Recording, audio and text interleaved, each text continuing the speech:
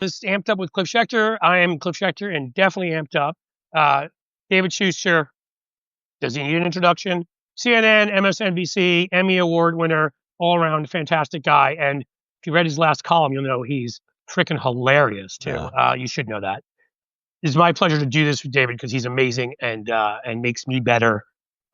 Assuming you think I'm any good, which You're I'm good. not. Cliff, there's so much going on. Where do you want to begin today? Well, I want to talk about. I wrote a column. I'm going to do a little bit of a quick rant, Okay. if we will. Absolutely. What we're going to have a conversation, and we will talk about stuff around Charlie Kirk, the late Charlie Kirk. But I wrote a column yesterday because I want to talk about the gun violence we weren't discussing, which was yesterday there was a shooting again. I mean, Colorado, considering, and we've got a Coloradan coming on to join us as a guest, by the way, from the Denver area. But considering the size of the state and everything, when you think of everything from Columbine to Aurora, I mean, they've really more than had their share of these kinds of tragedies. And again, yesterday, schools have been back for 2 to 3 weeks, and we had another mass shooting in a school. 3 kids had to go to the local, I think, St. Joseph's Hospital, and no one had passed away, luckily. When I wrote my piece last night, when I've looked since, but little kids at school were shot by another kid, and I think one of the 3 there may have, I don't know if he was shot by others, but point being, little kids at school were shot by somebody. Others were traumatized for life. We are traumatizing entire classes of our children for life. And if you have kids, I promise you, David and I do, they went through these drills. A kid in their own school going through, I'm sorry, a fucking drill where they have to hide in a closet and their teacher has to go in and protect them. So it's more convenient for gun owners because the convenience, or let's say life, of kids and teachers, or people just walking in a mall or enjoying a movie. The convenience that matters is that a gun owner, we wouldn't want to make them do a background check, would we? And the truth of the matter is that obviously has nothing to do with convenience. It has to do with a black market. It's a secondary market where people make lots of money that, of course, the Republican Party is protecting. And yes, it's the Republican Party. Yes, I'm politicizing this because this is part of politics. They've made it political. And boo-hoo. Let them try and, oh, you can't talk about a school shooting. The time to talk about it is right afterwards, as these kids lie in a hospital. Little children, I believe, were they kindergarten, were murdered in Minnesota a week and a half ago. How long have we been back in school? Okay. I've gone into my long spiel before. One of my most viral tweets ever that I listed this doesn't work in any other country, but and listed about 50 of them. But to give you the biggest example is the Port Arthur massacre in Australia. Australia used to be much like us. Yes, it's a much less populated country, but also indigenous people is a country that has a history of racial strife as we do. So no, not an excuse there for people that want to try to make one. And they've got cities, major urban centers like us. What they don't have is obviously they've got a lot of desert area. There aren't as many people living out suburbs, that kind of thing. They've got large cities. They had a similar record to us in gun violence. And after Port Arthur, they said, enough of this shit, as we should have after Newtown. As 55 Democrats, by the way, 51 Democrats and 4 Republicans did. And it was filibustered by Mitch McConnell. So thanks again, Mitch. No more blood on your hands there. And Australia has now gone from being similar to the United States in the last 25 years or so, 30 years, to now matching the numbers in Western Europe. Because it works for all the people out there like, oh, we already have too many guns. Oh, the cat's out of the bag. No. You pass laws that regulate guns. You pass laws that regulate bullets. What kinds of guns? You make sure people have mental health checks every year. You make sure that if you need to, you can do searches in apartments. I mean, Donald Trump can send troops in the cities. I think if we think someone's dangerous, a judge can order a search. We can have red flag laws. We can make people spend a ton of time on the range, as they should have to. I can say this as somebody who used to shoot on a rifle team. Yeah, don't spend time on the range. You're not going to use the weapon. And there are a lot of accidental shootings. Suicides, which are through the roof because of the ease with which those can get guns, who we could stop from getting guns if they have a history of dangerous mental illness. There's so many ways we can stop this. Australia did it. We can do it. We're just choosing not to. And by we, I mean the Republican Party. Because again, it lines up so perfectly, as I put in a piece I wrote for Substack yesterday. After Newtown, the key laws that were there, background checks and a gun trafficking law, We need a lot more than that, but at least those two. 97% of Democrats in Congress voted for it. 97% of Republicans voted against it. It could not be more symmetrical. It is obvious who has caused this problem. Okay?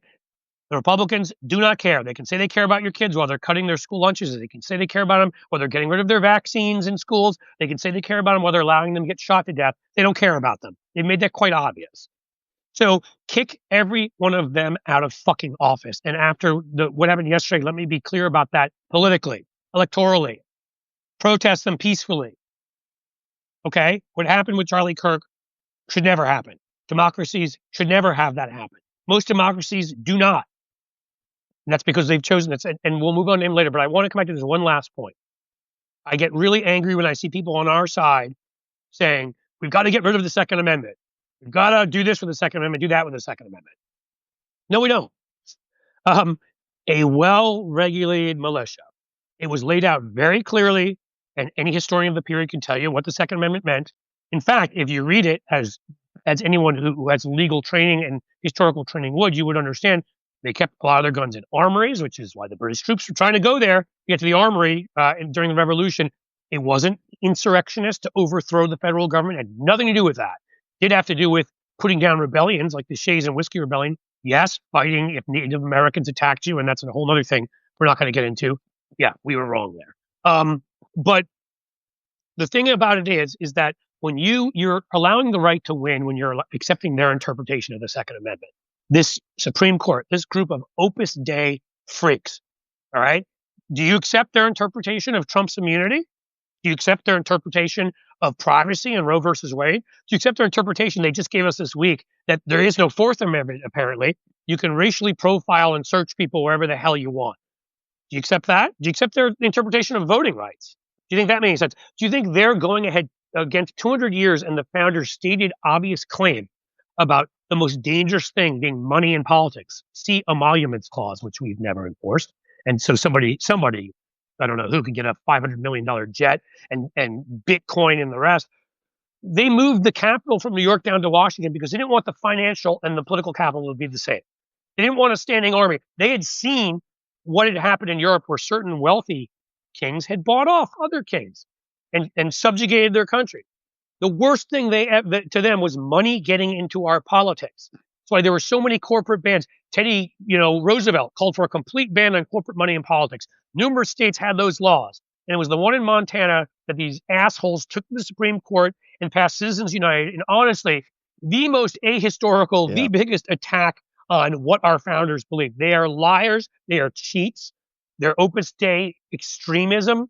And so on guns, to say there was an individual right, I will end with this. Justice Warren Burger, who was appointed by Nixon and was a conservative, said quite infamously or famously, however you like to look at it, I believe it was an interview in the late 80s, early 90s, that at that time, the NRA's interpretation, nobody else's because they were laughed out of court for 200 years on this, the NRA's interpretation that there was an individual right to gun ownership was the biggest hoax any group had ever tried to pull in American politics. This was a conservative saying this, which is why if you watch Tombstone, you'll see where they took their guns at the edge of town, which is why if you read anything about the 19th century, you'll see where open carry or concealed carry was banned in Texas, Wyoming, Kentucky, Ohio, because they believed that right, very simply, was a right of a well-regulated militia. And the last point I'll even make to show you how absurd the Supreme Court was, if you read that correctly, you will see it was preventing the federal government from taking guns out of the hands of militias in the states because the militias had to protect the states.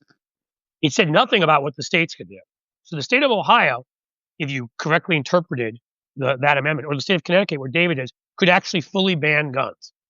Second Amendment didn't address that at all. Now, there may be state laws and state constitutional measures that don't allow that, but not the federal one. That Second Amendment applied to the federal government. They've so bastardized, lied about the whole thing. It is nothing close to what they've made it. Nothing close. A right that was supposed to be for you as part of a well-regulated militia, they've turned into anyone can get any gun at any time and show up in any public forum and shoot and murder people. It's insane. So I don't want to hear this anymore, or repeal the Second Amendment, or pass a new amendment, or whatever. No, let's get a Supreme Court by adding more justices if we have to, by adding term limits, by numerous other methods we can do it, that actually interprets laws like money in politics and the Second Amendment and the right to privacy and the right to vote in the manner in which all sane people do, and not just religious billionaire oligarch nuts do. And then we'll have the country we deserve. Cliff, you mentioned the school shooting in Colorado and sort of the competing, I guess, headlines between Charlie Kirk and the school shooting. There was a time, I think, back in Columbine, which is, in Colorado, again, going back 20-some years, when I thought that the corruption that we have in politics and the money that the NRA has been able to sort of slosh through and essentially buy off so many Republicans, that eventually the American public would be so disgusted and revolted by children being killed that that would essentially put enough political pressure on Republicans to sort of break free of the grip that the NRA had. Well, I was wrong about that. But when you look at something like yesterday, and we were talking about this earlier, why is it that so many people are gripped by the Charlie Kirk assassination? And why are so many people sort of not paying much attention to what happened with the kids who were shot? And my sort of theory on this, as we were talking about earlier, is because Charlie Kirk was shot on camera and there's very graphic video of it. People are revolted. There's a visceral, you find it disgusting. You find it horrible. You're horrified by it. And I still think that as tight a grip as the NRA has on so many Republicans and the political corruption that we have, that the NRA is able to take advantage of, it would still be overcome, in my view, if we actually force the American public to see what happens to these kids who are murdered by assault weapons in schools. And we talk about, people remember Emmett Till and how he was, beaten, he was lynched, and his mother decided to have an open coffin to show people what the mob had done to her son. At a certain point, I have a feeling that some parent somewhere is going to say, you know what?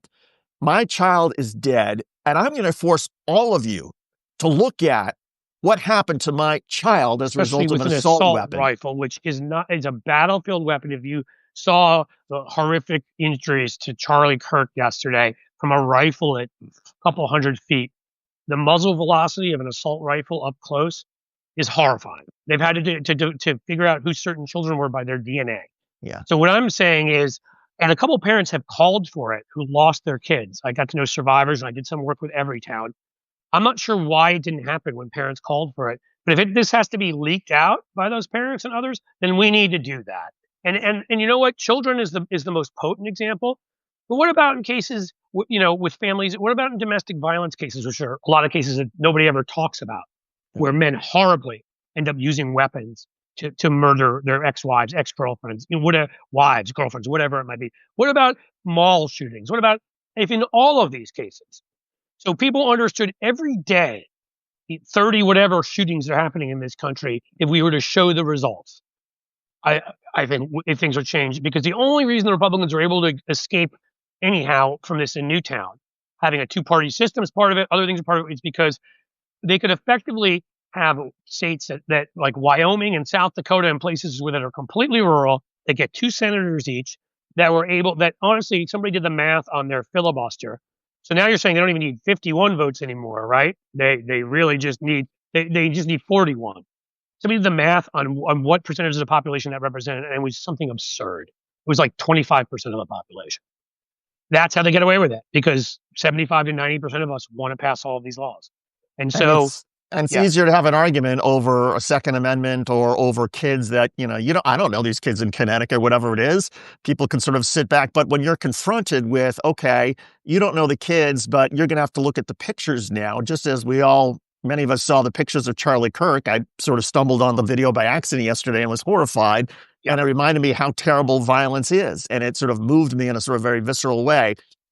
I feel like we need, as horrible as that would be, and as traumatizing as it would be to so many Americans, yes, this is a traumatizing violence that has infected America in particular, that we are a very violent society. And I feel like the only way we can get away from that now is to literally shock everybody so that people say, okay, we can't have this anymore. Enough already. Well, think about what became the famous image of Vietnam, that little girl running from napalm, right? Yep. From this sickening violence that we were committing there. That is what is needed here. And I'm sure of it from knowing many survivors, that a lot of them would say, or whether it's of their own wounds, whether it's who survived, but also who lost wives, husbands, children, sisters, brothers, would do this. And I think, honestly, the children are the most powerful. But I think we showed on a daily basis humans who lost lives, because people forget mass shootings get the headlines, but every day domestic violence, every day shooting because two people get in an argument somewhere. We would do something about this. And again, Australia did this. We can do this. Anybody who tells you we can't is full of shit. Anybody who tells you the Second Amendment resembles anything close to what the Supreme Court, this group of Opus Dei liars, this group of people that get plane flights to Rome like Alito does and have their flag upside down at their home, and Clarence Thomas, who gets $500,000 trips around the world, and Gorsuch, who just magically sells land for more money than it's worth, and John Roberts' wife, who consults for law firms that have business in front of the Supreme Court. This group of jokers. You're going to take their views on this issue? Really? That would be what I would say about it. We should get Fred in here. Frederic Poag, writer, analyst, brilliant guy, funny guy, veteran, bearded man. And we can say that he's he's with Blue Amp now. Right? He is. He has joined the Borg. He has joined the Borg. Fred is our operations guy, and we operate a lot more efficiently now, because if you ever tried to put any operations in my hands, you would know that doesn't go well. Hey, Fred, how you doing? I'm doing well. I'm doing good, but we're not talking about a great topic, so no. I'm not sure how to. But I am doing good. I'm happy to be here with you guys. Thanks for having me on. Of course. Yeah. You guys pretty much laid it out. And I to your point, David, I think we need to be shocked into seeing, and it's crazy that, we talk about shocking imagery and we're literally just talking about the truth. Mm-hmm. We're talking about how it really is. Because for a lot of us, we're used to seeing, a gunshot wound. It's like in the movies, it's like somebody gets hit in the shoulder, the actor throws a blood pack on himself, and you've got, maybe a little bit here. But I'm a former United States Marine, so I studied how to shoot. I was a rifle expert. I've shot, up to 500 yards with an M16. And for you folks, is like when Cliff said about Sandy Hook, that these kids had to be identified from DNA. That's not hyperbole, because you look at a round from that little bullet, when it exits a rifle, there's a cone of kinetic energy around that bullet that it impacts your body, and it's designed for all that kinetic energy to go in there and essentially just shred bones, shred muscle, shred organs. It's like a little bomb going off inside you. And that bullet, if you're lucky, exits the other side. Right. Most of the time, it just kind of rattles around and does even more damage. And so it does damage to a fully grown adult soldier and can kill you, right? A little kid, one round could blow them apart. Well, people don't understand. Some of these kids in Newtown, and this has happened other places since, were actually shot and killed through their teacher's body. Yeah. Just to give you an idea of what we're talking about here. Teacher tried to block it, and in an incredible act of heroism, save the children, and could not even do that with their body as a shield. Yeah. And the policy debate over, should we go to the macabre place of releasing these videos? I worked at Al Jazeera America for a couple of years when they tried this American channel. And I'll never forget, one of the things about, there were a lot of controversies over Al Jazeera, but one of the debates we had is that on the international channel of Al Jazeera, people who see it, they will show extremely graphic imagery and video of what happens in war. And to a point that we would never show that in the United States. And there was an ongoing debate, should the American channel also show this graphic depiction? And the argument internally was, well, the people from Qatar, the Al Jazeera headquarters, were like, yes, America should see this because Americans need to see what the violence of war really is, and that Americans sanitize how bad this is with American news coverage.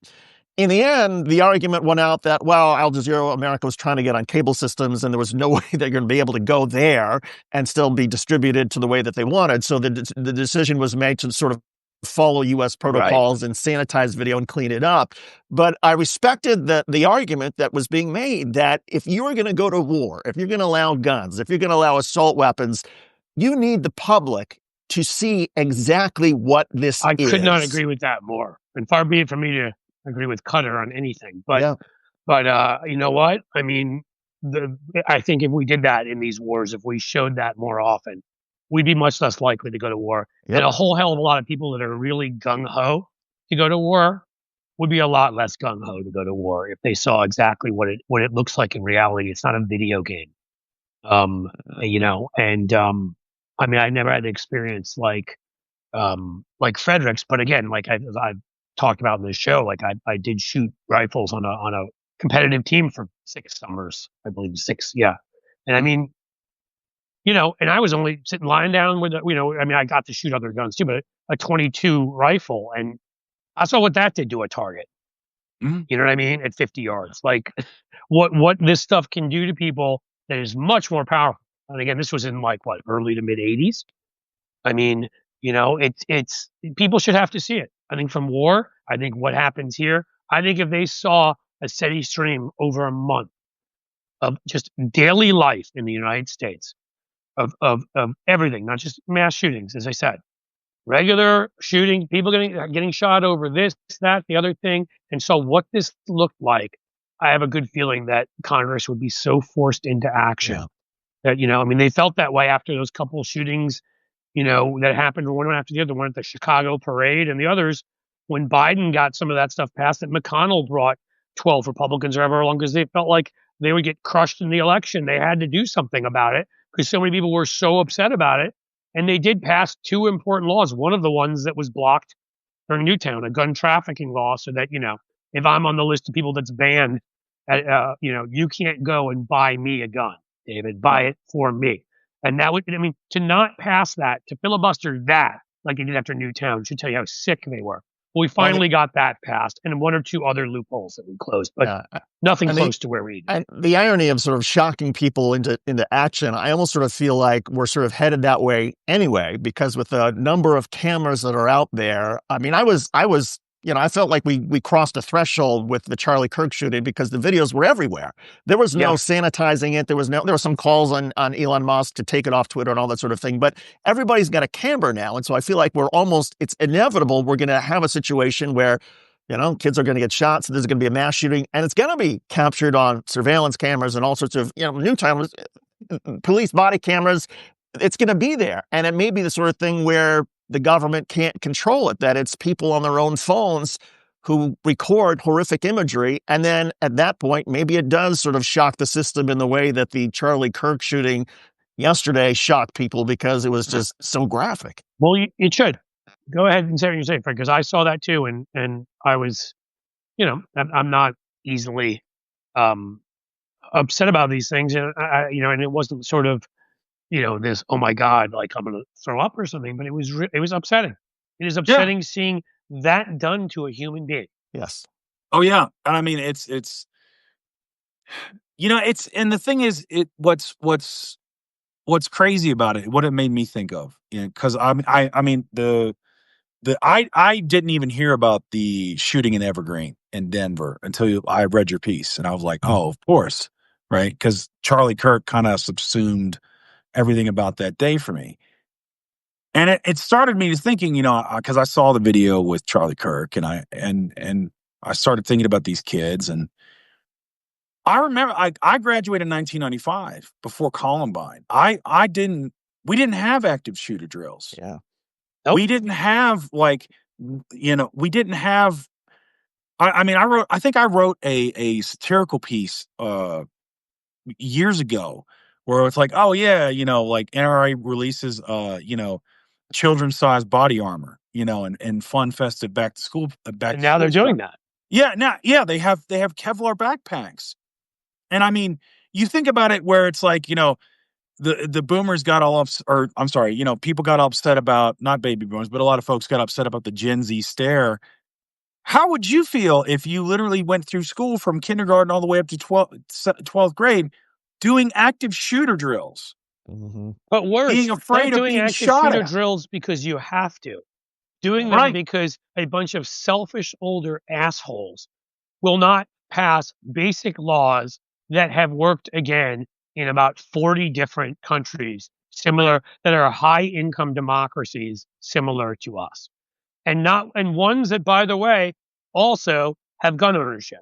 Not just the ones like the United Kingdom and Japan that pretty much ban private gun ownership, but Canada and Norway and Switzerland and a bunch of the ones that allow it, but realize it needs to be something that is, oh, I don't know, well regulated, to choose a phrase. Right. And they have those places, even they have more gun violence in the places where there's none, but they're about 70 to 80% below us. Imagine if we could get rid of 70 to 80% of our gun violence. Just imagine, Well, you know? you I and feel like I I'm were singing having. a John Lennon song because you know what? It should be that easy, but there are idiots that won't make it that easy. Well, you and I were having a conversation earlier where you referenced the automotive industry and all the safeties, the laws and all the regulations were passed. And look what that's done for highway fatality, like, They're down road like fatality. 70, 60, 70% because they're like seatbelts, speed limits, the cars being made more sturdy and lawsuits when they weren't, airbags, drunk driving laws where you can actually do drunk driving checks and stop people, bartenders, if you see somebody is completely slammed and you keep serving them, you're held responsible, just like the person selling somebody an illegal gun should be. I mean, the whole battery of, because when it's a public health issue, you Yes. know that there's no one way to get at it. You have to get at it from multiple ways. And they did. And the biggest thing of all, which is what we really need with guns and all, is stigmatizing the hell out of it. Because if you watch shows from that era, it's, oh, he's drunk driving. It was sort of funny. And they're like, it's not funny. And it stopped being a punchline, and I'm cool, I have my gun. No, you're not. You're an asshole if you're carrying a gun in a fucking supermarket, making all of us more dangerous. And by the way, you're a wimp because you should be able to go to frickin', Walmart or something and get something without feeling like it's the end of the world. Right. And it's, you know, and I think that's what frustrates me the most is, we have all these regulations. And and for us, they're common sense, right? You wouldn't say, well, there's these dangerous goods. Let's just take all the regulations off of dangerous goods. Let's take it off of poison. Let's take it off of. You have all these things we do to keep ourselves safe, except for guns, Mhm. which firearms. So you have a knife. A knife's purpose has multiple things. You cut your food with it. You open boxes. You like whatever. A car's, people get killed with cars, but yeah, they're designed, as you pointed out, they've been made safer. They're to get you somewhere else. A firearm's purpose has one function only, and that's to kill people. That's it. There's no other function. And so the thing that has the function, whose sole function is to kill people, we're just like, no, we're not going to regulate it. Yeah, I mean, How is that not madness? How is that not insanity? it isn't. It is madness, and anyone looking from outside of this country tells us again and again. Well, and here's another thing that's madness is if you compare schools in the United States now to schools in Europe. I mean, here in Connecticut, I'll never forget. I think it was my daughter a couple of years ago wanted to know how come there are numbers on the windows of each school classroom: 401, 402, 403. Daddy, why do they have that? And that was because of, I think, Columbine and then Newtown, that first responders being told there's a school shooting, they don't know where Mrs. Williams' class is. They don't know where the kindergarten class is. And so the schools came up with this idea that to make it easier for first responders, we'll put giant numbers on the outside of each of these schoolrooms so that if police have to go in that way, they know which part of the building they're going to. Well, when you're a parent and you want to be honest with your kids and try to, tell them the truth about things that they ask, how do you explain to a kid, oh yeah, the reason you have a giant number on the outside of your classroom on the window is so that if police or fire have to get there, they know exactly, because of shootings. Why did this happen, Daddy? What? I mean, it's the conversations that we're having to have with our kids now, whether it's the practices for a mass shooting drill or whether it's trying to explain, and they don't have that in Europe. They don't have that in No, a lot of and you countries. They don't don't have, see somebody who is acting obviously very strangely, let's say, in a mall at the food court and immediately think maybe we should get out of here. right. I've lived in Europe twice. I've spent plenty of time there. You just don't think that way. You're not looking over your shoulder in places like that at somebody like that because you're worried. Who knows? It's so different, and we're so ridiculous, and we're so held hostage. And the thing is, the NRA is some of it and whatever, but it's not even that anymore. It's that the Republicans made this a core part of the MAGA male identity, like they did denying women's rights, like they did attacking gay and trans people, like they did, you know, issues, abortion rights and such, and it's a core part of their identity. So if you run in a Republican primary, and of course they've gerrymandered so many seats, and then we have these rural states, as we've talked about for the Senate, that so anybody even proposing the mildest reforms, gets attacked for being a wimp and a liberal and a this and a that. And it just and just undermines the whole thing. We should be clear: numerous states have done the right thing, right? I got lucky enough to work with every town in the 2000 teens, and a whole bunch of states passed it by ballot measure. Washington State, Oregon, I believe, did, or maybe in the legislature there, Nevada. Then we had numerous like legislatures that did and passed stronger gun laws. In a number of states, Minnesota did, and Delaware, like a whole bunch of places. But the problem is, obviously, is unless we want to start, and maybe we should, doing those searches when people cross. I mean, if we're doing it for drunk driving, maybe we should start doing it for guns. And you come in from another state that's known to be a gun state, we're going to search your car. Maybe that's the answer, because guns cross state lines. It's why there's so many of these kinds of test cases. Hawaii, lowest gun ownership, and either the lowest or second lowest level of gun violence. Pretty simple, pretty straightforward. Can't drive across from from Washington State to Hawaii, though I'm sure Donald Trump has tried before. And if you'd like to try again, I'll just stop myself before I get myself in trouble. Is there anything that anybody thinks they can add and wants to say about the Charlie Kirk situation? And you don't have to. I'm asking. Here's my thing. One of the look, I was disturbed by it, and I'm disturbed as a human being when any other human being loses their life in a violent fashion, whatever it is. It bothers me. I think when I step back and look at political discourse, and there's that whole sort of discussion about should we be kinder to each other? How do we talk about things? What sort of kept going through my mind yesterday is what made me so angry about whoever did this. And I guess the latest information is they've recovered a gun and they may be able to identify who this person was.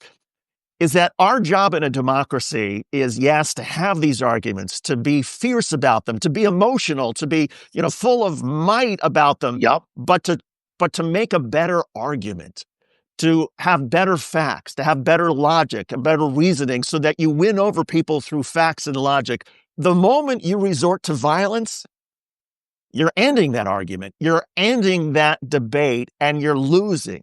And what just infuriated me is I had visions, Cliff, of Charlie Kirk at some point coming on Blue Amp, coming on one of these shows, and us having a debate with him, because he was clearly not afraid to go into the lion's den and talk to Democrats and debate them and have arguments.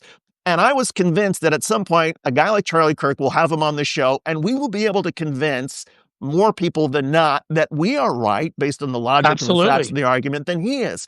And that's the way in a democracy you settle these things. And the moment you try to settle them with, okay, I'm not going to debate anymore, I'm just going to kill the other guy, you've lost. You know what? It's the very definition of democracy. I think Fred wants to say something, so I'm going to kick it to him in a second. But I think this is so important. Like I admit it, I am a geek for democracy. I love it. Is it, the worst form of government except for all the others, as Winston Churchill said? Yes, right? I mean, we have no perfect form of government. But a democratic republic, its purpose is for us to debate and argue. And in the end, its purpose is that we do that, and then we come together. And this is where I'm sorry, there are some people even on the far left that piss me off here who are like, you're a sellout if you agree to this. You're not supposed to get 100% of what you want. Right. Because that's the agreement we've made to live in a common society and to enjoy the security. And what comes with our society, is that we're going to disagree about some things. And even when you get what you want, you're probably not going to get 100% of what you want. No. And that should actually be something that should be celebrated. Coming together and compromising, as long as it's in good faith, it's in the public good. Everybody's arguing from a good faith position. I mean, obviously, we're in a much worse place because so much of this is corrupted now that you feel like you're arguing with people that don't really believe what they're saying, but think it'll get them more hits on YouTube, or think that Fox News will make them a contributor, or they're doing it for their think tank, which we know is privately funded by about 18 different billionaires. That's the shame of it. But I would love to have real. I always enjoyed having real debates with real conservatives about the stuff who believed it, and seeing where we could end up. And often we could end up agreeing on a couple of things. Yeah. Right. It's the, there's this, I was upset. I was angry at Charlie Kirk dying. I hated Charlie Kirk. I mean, like, I thought he was an irredeemable, piece of human garbage. I don't think he deserved to die, and there's a reason for that, is because if you've seen the movie Crimson Tide, one with Gene Hackman, Denzel Washington, a lot of future stars in that one. Outstanding movie, by the way. So many people. Don't get me started on like Viggo Mortensen. Yeah. And what's his name, who played Tony Soprano? I mean, the cast James was Gandolfini. Yes, thank Yeah. you. The cast Yeah. was something else in that movie. They And all were. so it comes to the big moment where, it involves over, for those of you who haven't seen it, basically, it's right after the fall of the Soviet Union. There's Chechnya is about to launch nuclear weapons. They get the order to fire. Gene Hackman's character is he's the skipper of this nuclear sub. Denzel's his new XO. There's this, they think there's another order for them to stop. And so But their communications go down. yeah, so their communications go down. And so it's like, do we fire the nuclear weapons and start potentially World War III, or like, do we stop? And so final moment comes, they're getting the comms back up. And Gene Hackman says to Denzel, God help you if you're wrong, basically, that the Chechens have launched the nukes and killed Americans, and we didn't stop it. And Denzel's response is, if I'm wrong, then we're at war, and God help us all. And so that's how it is, I feel, for democracy in this moment, when you have people saying, but votes don't work anymore. Ballots don't work anymore. We've got to go to the ballot box. Malcolm X said that. He said, when the ballot box fails, we go to the bullet box. And basically he's warning that. It's a warning, because if that happens, then God help us all. Right. Democracy at that point is lost. And then we would have, hopefully you'll have seen some of those images, because what it's going to look like is like very little that any of us have ever seen. Yeah. That is what we don't want. And yeah, I said to people online yesterday, he said to me, oh, we're in a fascist country already, ballots don't work. Right. And I said, well, a couple days ago, in the empty Jerry Connolly seat in Virginia, we just won an election that put an extra Democrat in Congress with 75% of the vote, 10 plus more, whatever it is, percent than we normally got, that got us within one vote of a discharge petition on the Epstein files. And we've got a special election coming up September 23rd in the late Raul Grijalva's district, and his daughter is running, and that's pretty much expected we'll win that too. You don't accept that ballots don't work until ballots don't work. Right. Okay? And I'm not going to sit here and predict anything and say anything. I will say, if we get to a point where they send in the National Guard and they shut down polling places, yeah, then we have to have that conversation. A much different conversation that none of us ever want to have. But that's not the conversation right now, because as bad as it is, as big thugs as they are, as much as they've sent in the military, the National Guard to Washington, D.C., and you may have seen a piece where, rampant depression and anger shame among the troops in D.C., many of whom are thinking about quitting. They don't want to be there. No. And they're going to lose a lot of people in the National Guard if they keep doing this. We're just going to say, I don't care. Throw me in the brig. I'm not doing this. Right. What they're doing with immigrants on the street, horrific. I'm not defending it. It makes my blood boil, makes me sick. But at this point, in terms of voting, we had one the week before where we won a 22-point switch in Iowa, and I think it was a state Senate seat. In Florida, we way outperformed in a Republican district. Joni Ernst took a look at the polling and said, "No mas." She was done. I'm just making the point to folks that no, we do right now. We do everything we can to expose what they're up to fight and push Democrats, particularly our leadership, to ensure that whatever protective measures to make sure people get the vote are taken, and aggressively taken and preemptively taken, so we don't wait around for that. But until that happens, violence is not something that should ever be on the table. It should be non-violent. Was the genius of what Martin Luther King did. Yep. And we need to remember that. So again, and we need to remember it regardless of where it happens. I mean, I think one of the other things that bothered me is I think generally almost all sort of Democrats and progressives, everybody's expressing horror and outrage and saying, look, even if I didn't agree with Charlie Kirk's policies, nobody, this is not how we solve things. And I think there's national unity right now on that point, that you don't resort to violence. But where was the national unity a couple of weeks ago when those two Minnesota lawmakers, those two Democrats were shot? I mean, Donald Trump was asked, are you going to call Tim Walz and offer your support? And Donald Trump's response in Air Force One was, why would I do that? That guy's a nutcase. Well, you do that because you're the president. You call a governor and say, what can we do to help? We're so sorry that this happened to your lawmakers, regardless of party. And so, yes, we're all condemning Charlie Kirk. I just wish there was some consistency, particularly on the right, and that it doesn't matter what party or what political persuasion is. When somebody's gunned down, you speak out against that, period. Right. But yeah, I think we just need to make clear, because I think, I saw some of these Democrats out there too, like, oh, well, the Republicans are quite harder than us. I mean, like, I've always said we should fight as hard for good and for the truth as they fight for evil and to lie. To fight as hard as they do doesn't mean we have to become them. Doesn't mean that we have to be, to quote a phrase, the heart of darkness, which is what they are. Okay? You don't have to sit there and want Charlie Kirk, who does have kids, who now will grow up without a father, and they didn't choose their father. You don't have to sit there and have no sympathy for family, for other people, and want someone to be shot and killed, to say their movement, they themselves even, are evil, and we need to do everything, fight as hard, and when I say that, I mean, no, don't let them steal a Supreme Court seat. No, don't let them go out and smear us and say lies about us without responding. No, don't rhetorically punch them in the fucking face. Rhetorically.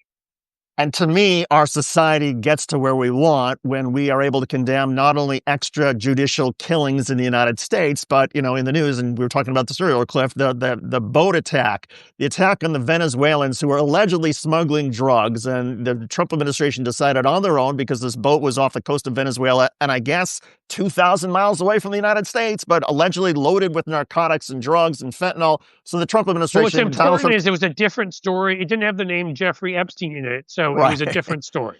And so, so it was a different story. So the Trump administration, they bombed it. And now we find, and so they killed 11 people. Now we find out that, the military is saying, well, yeah, it wasn't just that they bombed it, but the boat had turned around. Like, the people in the boat saw a U.S. aircraft following them and retreated. And in other words, they were retreating, and we essentially shot them in the back. And it wasn't just one airstrike. Apparently, there were several airstrikes to make sure they are dead. Donald Trump being the judge, the jury, the executioner. And these are human beings. And there's even some indications that maybe they weren't drug smugglers. Maybe there were family members who were told, you got to get on this boat. The boat's going to Trinidad. You have to go. And so this idea of sort of due process and treating everybody with humanity, it needs to go beyond just Charlie Kirk and people in the United States. And we need to, the moment we can all sort of grasp that there's humanity everywhere, I feel like is the moment that we start to make some progress. I mean, let's just throw it out there. Those 11 people, and I'm going to use the terms, I'm going to be very clear, right? Because when we use charged terms, you have to be clear. Do not commit acts of violence, okay? Everybody, do not. It's not only less moral by a lot, it's less effective. But I'm not going to also hold back on what I'm going to say. Donald Trump murdered those 11 people. Mhm. From what it sounds like they were turning around. They were probably fishermen. He murdered them. He had no excuse to do so. He had no constitutional authority to do so. And much like Charlie Kirk's kids, there's probably a bunch of kids living in parts of Venezuela and wives, if they were all gentlemen on that boat, who now have lost their dad, have lost their husband because of Donald Trump, because of that fucking sociopath. And if And the we need to argument acknowledge that too. Absolutely. And if the argument that we hear from the Trump administration is that this is might as well be sort of, they were declaring war on the United States by intending to bring fentanyl to the United States. If that's it, then you have a constitutional obligation to go to Congress and say, I want a declaration of war against the narco terrorists who are in these little speedboats in Venezuela headed to the United States. And you let Congress decide, okay, this is we're going to Or declare at least war. an And then authority, even if they don't declare. I mean, let's be honest, you're 100% right. We should get back to declaring war. That's always been this, workaround. I mean, we declared war since World War II, which is insane. We should get back to it because that's the way you're supposed to do it. But at the very least, there needs to be, the what was it? The agreement to engage in military operations. I'm forgetting the name right. of it in Iraq. There needs to be congressional approval to engage in a military operation unless it is a national emergency and we are protecting ourselves. Clearly, this was not that. And the rules of engagement still have to apply. I mean, Fred, you served in the Marines.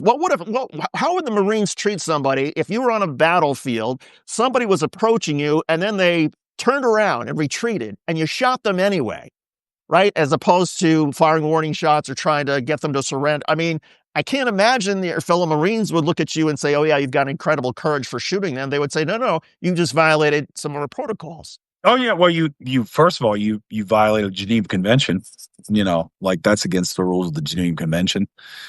Secondly, like there was, I mean, you guys might remember this. There was some crazy Navy SEAL that even his comrades thought he was nuts because he used to mutilate the bodies of Yeah. fallen combatants, and I mean even that tight brotherhood where it's like they kind of keep things in house. They said this guy's nuts. He's going to get people killed. Let's get him out of here. And what did Donald Trump do? He pardoned the guy. Yeah. And so it's the lack of respect for the sanctity of human life. Yeah. That has become so pervasive on that side that you have, I mean, Charlie Kirk saying less than 2 years ago, I'm paraphrasing here, but hey, if people die because we can have a Second Amendment, it is what it is. Yeah, I He mean said that that's on the whole stage. thing. That again, sorry, go ahead, Fred. My bad. No, but no, you're good. You look at all the things we've talked about. You started this conversation with the repeal of Roe, women's bodily autonomy, and now we're running into consequences where women are in the parking lot having a miscarriage, bleeding out, dying. Alligator Alcatraz and ICE and rounding people up. And then you have protesters being run over, or sent to El Salvador or, because you're other treating countries people as abroad. less than human, Right. and then it becomes really easy to do these things once you've convinced everybody that they're less than human. And Matthew Dowd got fired from MSNBC I today. just saw that. Yeah, because he essentially said, okay, you have this horrible thought, then you say these horrible words. You have to expect that these actions are going to come back on you and put in society. And they said, well, that's insensitive. No, I think what's insensitive is the kids who got shot. Yeah, in what Evergreen. They choose as insensitive, what they see as profane. I'll just say, if you're out there, Matthew, come join us on this show. Once we send this out in our email, it'll be read by more people that watch MSNBC. And I mean, that may sound dickish, but that's actually true. We have better ratings.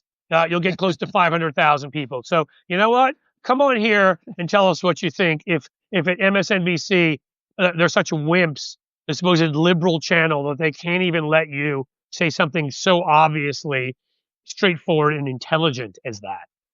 Well, Nuanced. NBC did pay Daddy Trump $16 million because he got upset about Kamala Harris's 60 Minutes interview, because that's how much I of think an that was alpha he is. CBS, or was that Oh, was it no. NBC?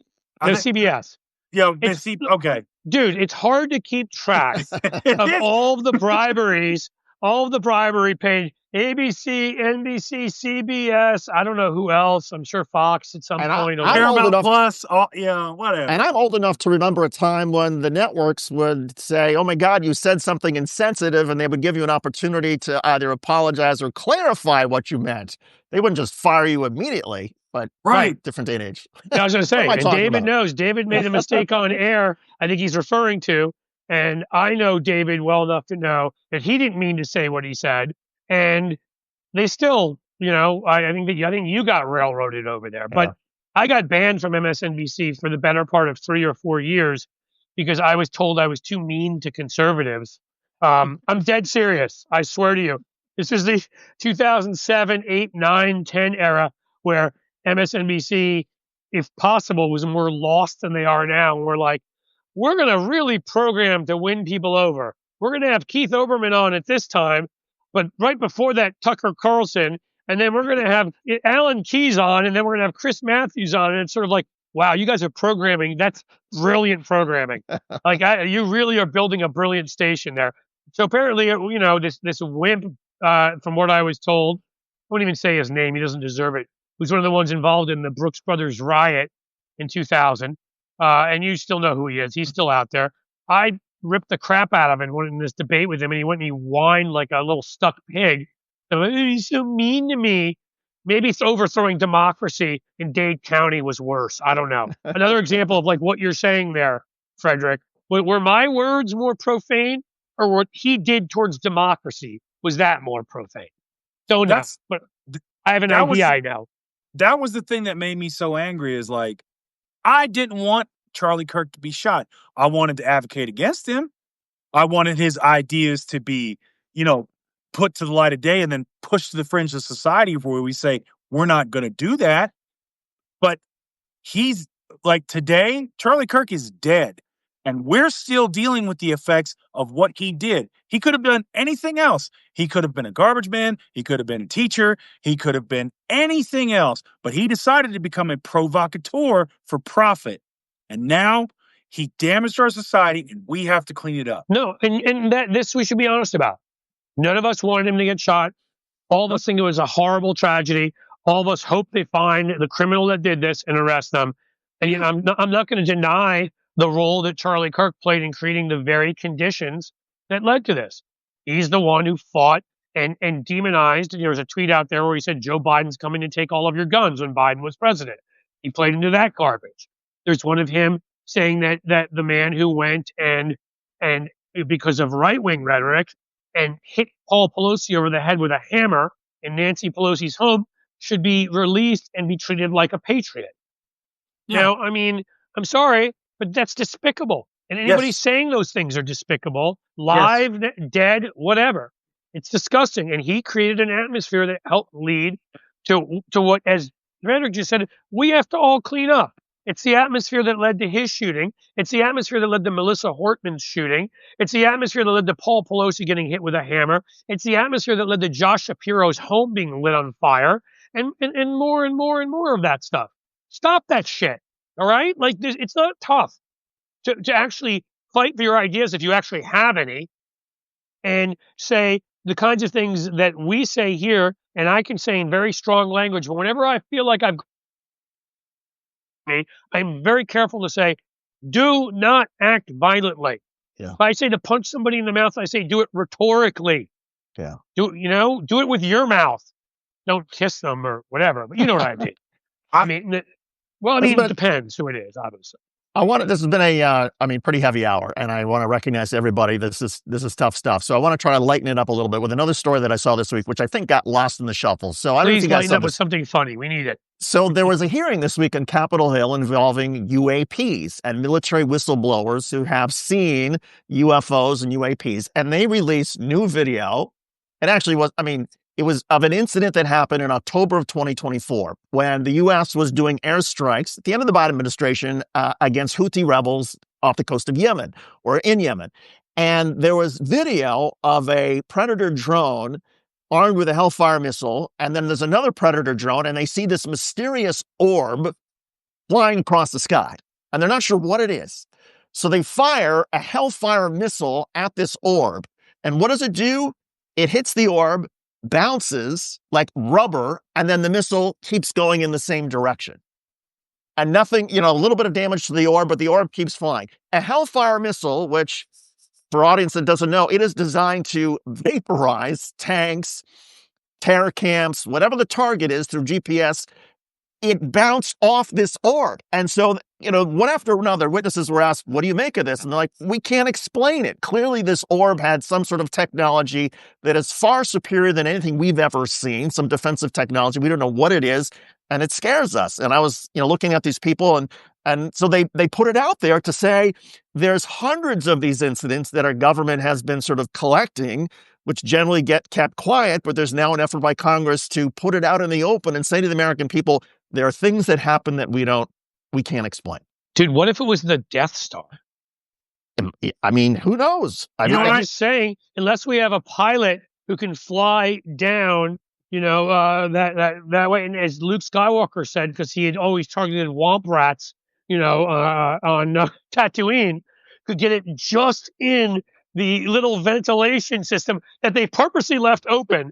Because it's like, hey, why wouldn't we leave open a ventilation system that leads directly to the power source here, and we'll blow the whole thing up? Let's make it a challenge for them. Like, I don't want to just let them, but let's. I know what it is. Did you ever see like the original Nutty Professor Flubber? Yes. Where it's like that's what it is. It's like it's Flubber, and it's everything bounces off. Yeah. Well, I mean, it's got to be Flubber, or if it is a UFO, I mean, why are the aliens coming to Yemen of all places and flying around the Mediterranean or whatever that's a good question. Is? Because if I'm an alien, I don't know, maybe because they came to the United States and said, probably these people are crazy. They came to the United States. They're like, Yemen, I think here. Let's go to the Middle East. I think Yemen's ranked second to us in gun ownership, so they probably felt it was safer there. Well, yeah, I mean, or they were like they really want to get some couscous or something like that. Now I'm going to give a second story because we're not going out without another feel good, no pun intended. Now you guys are worried. So I don't know if anybody knows, the origin story here, but it first started at WNBA games where women started, or I don't know if they're women, but people started throwing green dildos on the basketball court. Now, being such wackos as we are here in the Midwest, woo, we're crazy out here, guys. Oh, wait a second. Were they big dildos or little dildos? No, I'm just kidding. Go ahead. They were sort of the size of Donald Trump's hands. So at the Browns Bengals game last week, go Bengals, we won. And that was in Cleveland. I respect you guys. Somebody when the Bengals got within the 20, they're about to hike the ball. Somebody, good arm, by the way, from all the way out in the stands, tossed a green dildo all the way onto the field. It stopped play for a little bit. I don't know if a referee was enjoying themselves. I'm not sure. I just know that this is what occurred.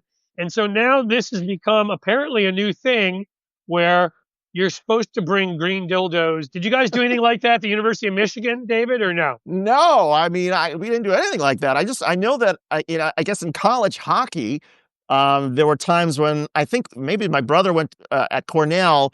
They would, at college hockey games, they would tie a live chicken to the net of Harvard, whatever it is. And in one of the games that I think my brother feels like that could turn out badly. Yeah, because then the Harvard player came around and like knocked the chicken's head off, like right there to show how tough they were. And so my brother, a friend who had been at the game, was like horrified by this whole tradition. And I kept thinking, wow, we didn't have anything like that at Michigan. But so yeah, chickens.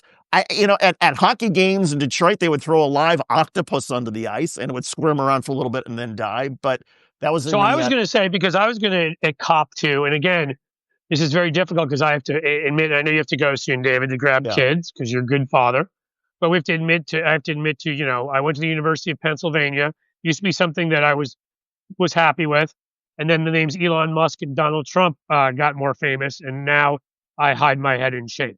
But we used to have a tradition, which they ended because of the environmental impact, where we had a song that we'd sing, and part of it was at the football games, because we'd be playing heavy hitters like Dartmouth and Brown. They would have a toast to dear old Penn, and everybody would bring toast because that's how uncool we were, and chuck toast onto the field, and somebody would have to clean it up. But I have heard they've ended that practice because it is a waste of food and probably environmentally unsound. So help me but with not dildos. Well, help me with the dildos, and nobody better clip that. I'm not helping you with dildos, David. Clip it. That's all, David. We're gonna clip it, guys. You have to get a paid subscription for that. That's like the OnlyFans level. It's the highest level. What does it mean? I mean, what's the is it that the refs are being dicks? Is it that we're making fun of this? Like, what does it all mean? I was trying to ask you guys because I don't know. Understand. I don't understand. Is it, hey, go help yourself, pleasure yourself because you're not pleasuring us with how you're playing? I don't get it. I think it was probably like a sexist thing, But now that it's happened at a Bengals game, it's egalitarian. It's egalitarian dickishness. So egalitarian dickishness may end up becoming the motto for our channel. God, that's going to be clipped too. I know. I mean, forget what we do now. Where we're like amplify good is our current one. I think egalitarian dickishness may beat that out. Beat it out if you. We got to do the Napoleon pose, beat it out, so to speak. Beat it out. Yeah, I'll be here all week, folks. No, I won't. Speaking of dildos, try the veal, tip your servers. That's funny as shit. So, see, thank you. We got a nice comment, guys. By the way, and this is the last thing I'll ask, and I guess you can't tell me, but maybe there are other ways we can figure this out. But the last few weeks on here, we have not been getting the comments. And we've gotten a lot of people here. So we're getting a lot of engagement. And I'm wondering if by mistake, somehow we're only allowing paid subscribers to comment. And I can tell you, I went and looked at it in our setting, and it's not set to that. So it must be a glitch or something. But I don't know. Because I love it when you guys comment. Go ahead and contact now. Help David find a dildo. We're gonna start a GoFundMe for that. Yeah, we're gonna put up a website by the afternoon, David's Green Dildo Adventure, and you can go there and whatever you need. Guys, thank you. I needed this at the end of that conversation. I'm sorry. Guys, you know what you're gonna get with us? What you'll get with Blue Amp is that somehow in the insanity of our current world, we will always have to find humor because it's the only thing that keeps us going. Absolutely. Cheryl just said she's paid, so it may be. Yeah, there might be paid folks, can do this. We got to figure it out because that's not the setting I have it on. So I don't know what is going on. But you know what? David Schecter, brilliant anchor, Emmy Award winner, has made me better. Frederic Poag, brilliant writer, analyst, veteran, lots of other shit. Operations manager of Blue Amp, who's already made me 137% more efficient, which means he's only got 287% to go. Kind of like that time Donald Trump said like 112% of crimes are being committed by immigrants or something. That's what we're doing here. Math is tough. This show was Cliff. This show was a pleasure. Yes, it was. Get it? Oh my God. Was this a pleasure yourself, David? Have a good day. Thank you, everybody, for being here. David, Frederic, I'm Cliff. This is Amped Up. Please be here next Thursday, 2 p.m. for more of Amped Up with Cliff Schecter. And you guys who all showed up, you're awesome. Thank you for joining us. And thanks again for having me. Have yourself a pleasurable day. You too. Bye-bye.